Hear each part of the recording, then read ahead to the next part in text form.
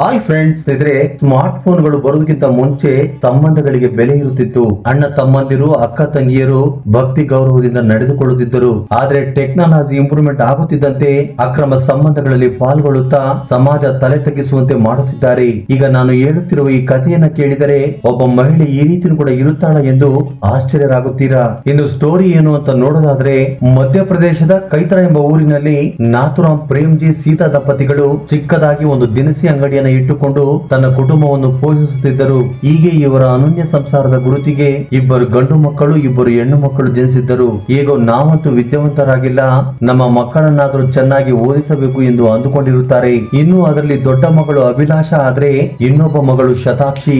ಇನ್ನು ಇವರ ಮಧ್ಯೆ 4 ವರ್ಷದ ಏಜ್ ಗ್ಯಾಪ್ ಇದ್ದರೂ ಕೂಡ ಅಕ್ಕ ತಂಗಿ ಇಬ್ಬರು ಕ್ಲೋಸ್ ಫ್ರೆಂಡ್ ಆಗಿ ಇರುತ್ತಾ ತಮ್ಮ ಮಧ್ಯೆ ಸೀಕ್ರೆಟ್ ಅನ್ನು ಇಟ್ಟುಕೊಳ್ಳದೆ ಶೇರ್ ಮಾಡಿಕೊಳ್ಳುತ್ತಿದ್ದರು. ಈ ಸಮಯದಲ್ಲಿ ಅಭಿಲಾಷ ಫಸ್ಟ್ ಇಯರ್ ಡಿಗ್ರಿ ಓದುತ್ತಿರುವಾಗ ಅದೇ ಕಾಲೇಜಿನಲ್ಲಿ ಆದಿತ್ಯ ಎಂಬ 32 ವರ್ಷದ ಹುಡುಗ ಲೆಕ್ಚರರ್ ಆಗಿ ಕೆಲಸ ಮಾಡುತ್ತಿರುತ್ತಾನೆ. ಆ ರೀತಿಯಾಗಿ ಆತನಿಗೆ ಲೆಕ್ಚರರ್ ಆಗಿ ಗೌರ್ಮೆಂಟ್ ಜಾಬ್ ಸಿಕ್ಕಿದ್ದರಿಂದ ಆತನ ತಂದೆ ತಾಯಿಗಳು ಮದುವೆ ಮಾಡಿಕೊ ಎಂದು ಫೋರ್ಸ್ ಮಾಡುತ್ತಿದ್ದರು ಕೂಡ ನನಗೆ ಇಷ್ಟವಾಗುವ ಹುಡುಗಿ ಸಿಕ್ಕಿದ ನಂತರ ಮದುವೆ ಮಾಡ್ಕೊಳ್ತೀನಿ ಅಂತೇಳಿ ಮದುವೆ ಮುಂದಕ್ಕೆ ಹಾಕುತ್ತಾ ಬರುತ್ತಾನೆ. ಇನ್ನು ಈತನು ಇಂಗ್ಲಿಷ್ ಸಬ್ಜೆಕ್ಟ್ ನ ಲೆಕ್ಚರರ್ ಆಗಿದ್ದರಿಂದ ಇನ್ನು ಅಭಿಲಾಷಳಿಗೆ ಒಂದು ಇಂಗ್ಲಿಷ್ ಪದವು ಕೂಡ ಅರ್ಥವಾಗದೇ ಇದ್ದಿದ್ದರಿಂದ ಆಗಾಗ ಆದಿತ್ಯನ ಬಳಿ ಡೌಟ್ಸ್ ಅನ್ನ ಕೇಳುತ್ತಿರುತ್ತಾಳೆ. ಆತನು ಕೂಡ ಸಾಲ್ವ್ ಮಾಡೋ ಕ್ರಮದಲ್ಲಿ ಅಭಿಲಾಷಳ ಅಮಾಯಕತ್ವ ಮತ್ತು ಬ್ಯೂಟಿಗೆ ಅಟ್ರಾಕ್ಟ್ ಆಗುತ್ತಾನೆ. ಈ ರೀತಿಯಾಗಿ 1 ಇಯರ್ ಟ್ರೈ ಮಾಡುತ್ತಾ ತನ್ನ ಮನಸ್ಸಿನ ಮಾತನ್ನು ಹೇಳಲಾಗದೆ ಒದ್ದಾಡುತ್ತಿರುತ್ತಾನೆ. ಅಕಸ್ಮಾತ್ ಆಗಿ ಆಕೆ ತಪ್ಪಾಗಿ ಅರ್ಥ ಮಾಡಿಕೊಂಡರೆ ಕಾಲೇಜಿನಲ್ಲಿ ನನ್ನ ಗೌರವ ಹಾಳಾಗುತ್ತೆ ಅಂತೇಳಿ ಹೇಳಲಾಗದೆ ಹೋಗಿರುತ್ತಾನೆ. ಆದಿತ್ಯ ಹೀಗೆ ಒಂದು ಸಾರಿ ಧೈರ್ಯ ಮಾಡಿ ತನ್ನ ಮನಸ್ಸಿನ ಮಾತನ್ನು ಒಂದು ಲೆಟರ್ ಅಲ್ಲಿ ಬರೆದು ಒಂದು ನೋಟ್ ಬುಕ್ ಅಲ್ಲಿ ಇಟ್ಟು ಮಾರನೇ ದಿನ ಕಾಲೇಜ್ ಮುಗಿದ ನಂತರ ಎಲ್ಲಾ ಸ್ಟೂಡೆಂಟ್ ಗಳು ಮನೆಗೆ ಹೋಗುತ್ತಿದ್ದರೆ ಆದಿತ್ಯ ಅಭಿಲಾಷಳನ್ನ ಕರೆದು ಆ ಬುಕ್ ಅನ್ನು ಕೊಟ್ಟು ಇದರಲ್ಲಿ ತುಂಬಾ ಇಂಪಾರ್ಟೆಂಟ್ ಕ್ವಶನ್ ಗಳನ್ನು ಮಾರ್ಕ್ ಮಾಡಿದ್ದೇನೆ, ಅವುಗಳನ್ನು ಓದಿಕೊಂಡರೆ ಈಸಿಯಾಗಿ ಎಕ್ಸಾಮ್ ಅನ್ನ ಪಾಸ್ ಮಾಡಬಹುದು ಅಂತೇಳಿ ಮನೆಗೆ ಹೋಗಿ ಓದಿಕೋ ಎಂದು ಹೇಳುತ್ತಾನೆ. ಆ ನಂತರ ಅಭಿಲಾಷ ಆ ಬುಕ್ ಅನ್ನು ಬ್ಯಾಗ್ ಅಲ್ಲಿ ಇಟ್ಟುಕೊಂಡು ಮನೆಗೆ ಬರುತ್ತಾಳೆ. ಆ ನಂತರ ಮನೆಗೆ ಬಂದ ಮೇಲೆ ಅಡುಗೆ ಕೆಲಸ, ಮನೆ ಕೆಲಸ ಪೂರ್ತಿ ಮಾಡಿ ಸ್ವಲ್ಪ ಹೊತ್ತು ಓದಿಕೊಳ್ಳೋಣ ಅಂತೇಳಿ ಆದಿತ್ಯ ಕೊಟ್ಟಿರುವ ಇಂಗ್ಲಿಷ್ ಬುಕ್ ಅನ್ನು ಓಪನ್ ಮಾಡಿದಾಗ ಆ ಬುಕ್ ಮಧ್ಯದಿಂದ ಒಂದು ಲೆಟರ್ ಕೆಳಗೆ ಜಾರಿ ಬೀಳುತ್ತದೆ.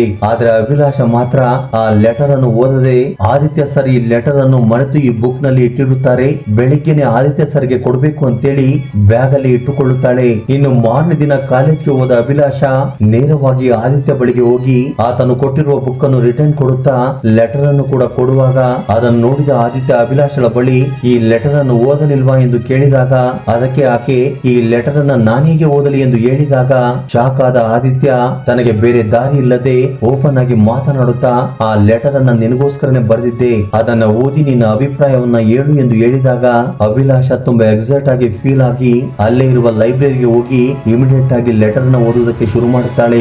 ಆ ರೀತಿಯಾಗಿ ಆದಿತ್ಯ ಅದರಲ್ಲಿ ನೀನಂದ್ರೆ ನನಗೆ ತುಂಬಾ ಇಷ್ಟ, ನೀನು ಒಪ್ಪಿಕೊಂಡರೆ ಮದುವೆ ಕೂಡ ಮಾಡಿಕೊಳ್ಳುತ್ತೇನೆ ಎಂದು ಬರೆದಿದ್ದರಿಂದ ಅಭಿಲಾಷಳ ಸಂತೋಷಕ್ಕೆ ಮಿತಿನೇ ಇಲ್ಲದೆ ಹೋಗುತ್ತದೆ. ಏಕೆಂದರೆ ಆಕೆ ಓದುತ್ತಿರುವ ಕಾಲೇಜಿನಲ್ಲಿ ಸ್ಮಾರ್ಟ್ ಆಗಿರುವ ಆದಿತ್ಯನನ್ನು ಹುಡುಗಿಯರೆಲ್ಲರೂ ಇಷ್ಟಪಡುತ್ತಿರುವಾಗ ಆತನು ಮಾತ್ರ ನನ್ನನ್ನು ಇಷ್ಟಪಡುತ್ತಿದ್ದೇನೆ, ಮದುವೆ ಮಾಡಿಕೊಳ್ಳುತ್ತೇನೆ ಎಂದು ಹೇಳಿದಾಗ ಸಂತೋಷವನ್ನು ತಡೆದುಕೊಳ್ಳಲಾಗದೆ ಹೋಗುತ್ತಾಳೆ.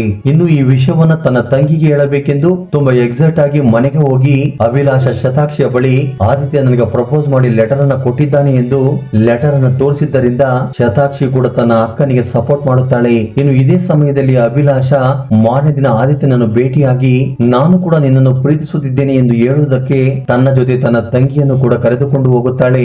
ಆ ರೀತಿಯಾಗಿ ಈ ಮೂವರು ಒಂದು ರೆಸ್ಟೋರೆಂಟ್ ಗೆ ಹೋದಾಗ ಆದಿತ್ಯನ ಅಂದ ಮತ್ತು ಪರ್ಸನಾಲಿಟಿಯನ್ನು ನೋಡಿದ ಶತಾಕ್ಷಿ ಅಂತ ಅಂದವಂತನು ನನ್ನಂತ ಅಂದಗಾತಿಗೆ ಬೀಳಬೇಕು ಹೊರತು ನನ್ನ ಅಕ್ಕ ಅಂತ ಅವರೇಜ್ ಫಿಗರ್ ಗೆ ಬೀಳುದು ಅಂದ್ರೆ ಏನು ಅಂತೇಳಿ ಶತಾಕ್ಷಿ ಆದಿತ್ಯನ ಪ್ರೀತಿಯಲ್ಲಿ ಬೀಳುತ್ತಾಳೆ. ಆದ್ರೆ ಅದೇ ಸಮಯದಲ್ಲಿ ಅಭಿಲಾಷ ನಾನು ಕೂಡ ನಿನ್ನನ್ನು ಪ್ರೀತಿಸುತ್ತೇನೆ, ನಿನ್ನನ್ನು ಮದುವೆ ಮಾಡಿಕೊಳ್ಳೋದಕ್ಕೆ ಇಷ್ಟ, ನೀನು ನಮ್ಮ ಮನೆಗೆ ಬಂದು ನಮ್ಮ ತಂದೆ ತಾಯಿ ಬಳಿ ಮಾತನಾಡು ಎಂದು ಹೇಳಿದಾಗ ಆದಿತ್ಯನ ಸಂತೋಷಕ್ಕೂ ಕೂಡ ಮಿತಿ ಇಲ್ಲದೆ ಹೋಗುತ್ತದೆ. ಇನ್ನು ಶತಾಕ್ಷಿ ತನ್ನ ಫೋನ್ ಅಲ್ಲಿ ಅವರಿಬ್ಬರ ಫೋಟೋವನ್ನು ತೆಗೆದುಕೊಂಡಾಗ ಆ ನಂತರ ತನ್ನ ಅಕ್ಕಳ ಫೋಟೋವನ್ನು ಎಡಿಟ್ ಮಾಡಿ ಆದಿತ್ಯನ ಫೋಟೋವನ್ನು ಇಟ್ಟುಕೊಂಡು ಆಗಾಗ ಫೋಟೋವನ್ನು ನೋಡುತ್ತಾ ತನ್ನ ಬಾಯ್ ಫ್ರೆಂಡ್ ಆಗಿ ಹಸ್ಬೆಂಡ್ ಆಗಿ ಊಹೆ ಮಾಡಿಕೊಳ್ಳುತ್ತಿರುತ್ತಾಳೆ. ಇನ್ನು ಈ ಸಮಯದಲ್ಲಿ ಆದಿತ್ಯ ತನ್ನ ತಂದೆ ತಾಯಿಗಳನ್ನ ಕರೆದುಕೊಂಡು ಬಂದು ಅಭಿಲಾಷಳ ಮನೆಗೆ ಹೋಗಿ ಆಕೆಯ ತಂದೆ ತಾಯಿ ಬಳಿ ಮಾತನಾಡಿದಾಗ ಗೌರ್ಮೆಂಟ್ ಜಾಬ್ ನ ಜೊತೆ ಆರ್ಥಿಕವಾಗಿ ಬಲವಾಗಿದ್ದರಿಂದ ಅಭಿಲಾಷಳ ತಂದೆ ತಾಯಿಗಳು ಹಿಂದೆ ಮುಂದೆ ನೋಡದೆ ಈ ಮದುವೆಗೆ ಒಪ್ಪಿಕೊಳ್ಳುತ್ತಾರೆ. ಇನ್ನು 4 ತಿಂಗಳಲ್ಲಿ ಫೈನಲ್ ಎಕ್ಸಾಮ್ ಮುಗಿದ ನಂತರ ಮದುವೆ ಮಾಡಿಕೊಳ್ಳೋಣ ಎಂದು ಆದಿತ್ಯ ಹೇಳಿದಾಗ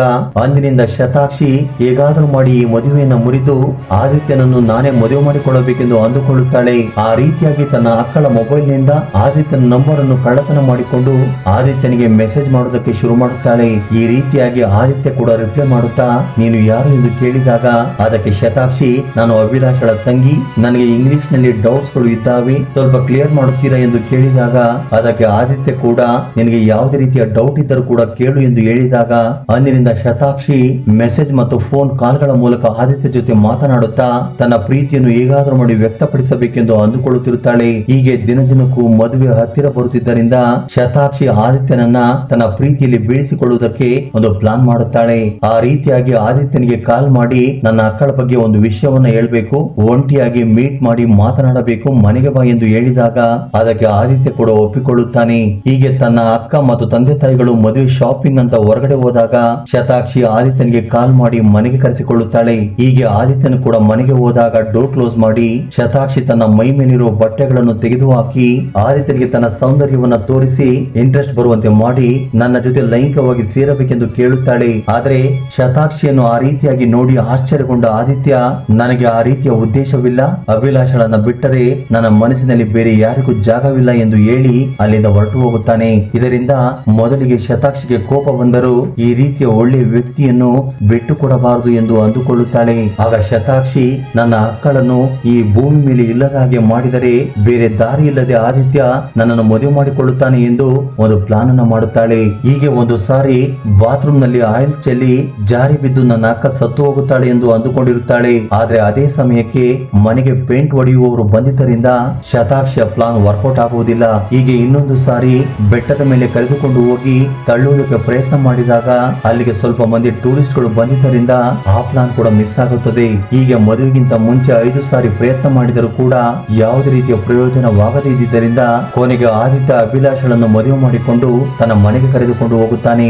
ಆದ್ರೂ ಕೂಡ ಶತಾಕ್ಷಿಗೆ ತನ್ನ ಭಾವನ ಮೇಲೆ ಪ್ರೀತಿ ಹೆಚ್ಚಾಗುತ್ತಿತ್ತು. ಆದ್ದರಿಂದ ತನ್ನ ಅಕ್ಕನನ್ನು ನೋಡುವ ನೆಪದಲ್ಲಿ ಆಗಾಗ ಆದಿತ್ಯನ ಮನೆಗೆ ಹೋಗುತ್ತಿದ್ದಳು. ಈ ಸಮಯದಲ್ಲಿ ಅಭಿಲಾಷ ತನ್ನ ಗಂಡನೊಂದಿಗೆ ನಡೆಯುವ ರೊಮ್ಯಾಂಟಿಕ್ ವಿಷಯಗಳನ್ನ ಶತಾಕ್ಷಿ ಜೊತೆ ಶೇರ್ ಮಾಡಿಕೊಳ್ಳುತ್ತಿದ್ದಳು. ಆ ವಿಷಯವನ್ನು ಕೇಳಿದ ಶತಾಕ್ಷಿ ಮತ್ತಷ್ಟು ಕುಗ್ಗಿ ಹೋಗಿ ಹೇಗಾದ್ರೂ ಮಾಡಿ ನನ್ನ ಭಾವನೊಂದಿಗೆ ಸೇರಬೇಕೆಂದು ಅಂದುಕೊಳ್ಳುತ್ತಾಳೆ. ಹೀಗೆ ಒಂದು ಸಾರಿ ತನ್ನ ಅಕ್ಕನಿಗೆ ಹಾಲಿನಲ್ಲಿ ನಿದ್ರೆ ಮಾತ್ರೆಯನ್ನ ಹಾಕಿ ಬೇರೆ ರೂಮಿನಲ್ಲಿ ಮಲಗಿಸಿ ನೇರವಾಗಿ ತನ್ನ ಭಾವನ ರೂಮ್ಗೆ ಹೋದ ಶತಾಕ್ಷಿ ಆದಿತ್ಯನ ಬಳಿ ತನ್ನ ಪ್ರೀತಿಯನ್ನು ಹೇಳಿಕೊಳ್ಳುತ್ತಾ ನನ್ನನ್ನು ಪ್ರೀತಿಸದೇ ಇದ್ರೂ ಪರವಾಗಿಲ್ಲ, ಮದುವೆ ಕೂಡ ಮಾಡಿಕೊಳ್ಳಬೇಡ, ಆದ್ರೆ ಒಂದು ಸಾರಿ ಲೈಂಗಿಕವಾಗಿ ನನ್ನ ಜೊತೆ ಸೇರು ಎಂದು ಬೇಡಿಕೊಂಡಿದ್ದರಿಂದ ಆದಿತ್ಯ ಒಪ್ಪಿಕೊಳ್ಳದಿದ್ದರಿಂದ ತಕ್ಷಣ ಶತಾಕ್ಷಿ ಒಂದು ಚಾಕನ್ನು ತೆಗೆದುಕೊಂಡು ನೀನು ನನ್ನ ಮಾತನ್ನು ಕೇಳದೆ ಹೋದರೆ ಇದನ್ನ ಚುಚ್ಚಿಕೊಂಡು ಸಾಯುತ್ತೇನೆ ಎಂದು ಬ್ಲಾಕ್ ಮೇಲ್ ಮಾಡಿದಾಗ ಆದಿತ್ಯನಿಗೆ ಬೇರೆ ದಾರಿ ಇಲ್ಲದೆ ಆದಿತ್ಯ ರಾತ್ರಿ ಶತಾಕ್ಷಿ ಜೊತೆ ಲೈಂಗಿಕವಾಗಿ ಸೇರುತ್ತಾನೆ.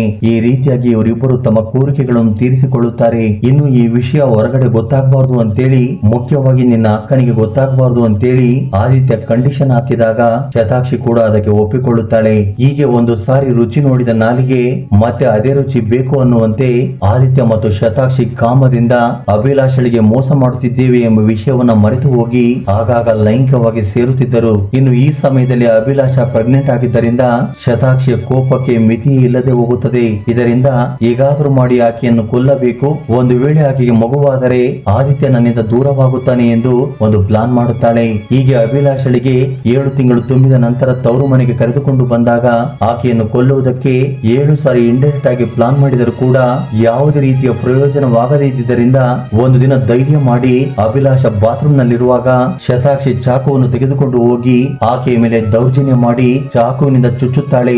ಆಗ ಅಭಿಲಾಷ ಜ್ಞಾನ ತಪ್ಪಿ ಕುಸಿದು ಬೀಳುತ್ತಾಳೆ. ಇನ್ನು ಆಕೆಯ ಚೀರಾಟವನ್ನು ಕೇಳಿದ ತಂದೆ ತಾಯಿಗಳು ಮತ್ತು ಅಕ್ಕಪಕ್ಕದವರು ತಕ್ಷಣ ಆಕೆಯನ್ನು ಹಾಸ್ಪಿಟಲ್ಗೆ ಸೇರಿಸಿದಾಗ ಚಿಕಿತ್ಸೆ ಫಲಕಾರಿಯಾಗದೆ ಅಭಿಲಾಷ ಸತ್ತು ಹೋಗುತ್ತಾಳೆ. ಆ ನಂತರ ಅಭಿಲಾಷಳ ತಂದೆ ತಾಯಿಗಳು ಪೊಲೀಸರಿಗೆ ಇನ್ಫಾರ್ಮ್ ಮಾಡಿದಾಗ ಘಟನಾ ಸ್ಥಳಕ್ಕೆ ಬಂದ ಪೊಲೀಸರು ಶತಾಕ್ಷಿಯನ್ನು ಕಂಟ್ರೋಲ್ಗೆ ತೆಗೆದುಕೊಂಡು ಎನ್ಕ್ವೈರಿ ಮಾಡಿದಾಗ ನಡೆದ ವಿಷಯವನ್ನು ಆಕೆ ಹೊರಗಡೆ ಹೇಳಿದಾಗ ಎಲ್ಲರೂ ಕೂಡ ಶಾಕ್ ಆಗುತ್ತಾರೆ. ಆ ನಂತರ ಪೊಲೀಸರು ಈ ಕೇಸನ್ನ ಫೈಲ್ ಮಾಡಿ ಶತಾಕ್ಷಿಯನ್ನು ಕೋರ್ಟ್ಗೆ ಪ್ರೊಡ್ಯೂಸ್ ಮಾಡಿದಾಗ ಶತಾಕ್ಷಿಗೆ 12 ವರ್ಷಗಳ ಕಠಿಣ ಕಾರಾಗೃಹ ಶಿಕ್ಷೆ ನೀಡುವಂತೆ ಆರ್ಡರ್ ಪಾಸ್ ಮಾಡಿದಾಗ ಈಗ ಈ ಸುದ್ದಿ ಎಲ್ಲೆಡೆ ವೈರಲ್ ಆಗುತ್ತದೆ. ಅಸಲಿಗೆ ಈ ಇನ್ಸಿಡೆಂಟ್ ನಲ್ಲಿ ತಪ್ಪು ಯಾರದು ಎಂದು ನೀವು ಅಂದುಕೊಳ್ಳುತ್ತಿದ್ದೀರೋ ಕಮೆಂಟ್ ಬಾಕ್ಸ್ ಅಲ್ಲಿ ಕಮೆಂಟ್ ಮಾಡಿ. ಹಾಗೆ ಈ ವಿಡಿಯೋ ನಿಮಗೆ ಇಷ್ಟವಾಗಿದ್ದರೆ ದಯವಿಟ್ಟು ಲೈಕ್ ನೀಡುವುದನ್ನು ಮರೆಯಬೇಡಿ. ಧನ್ಯವಾದಗಳು.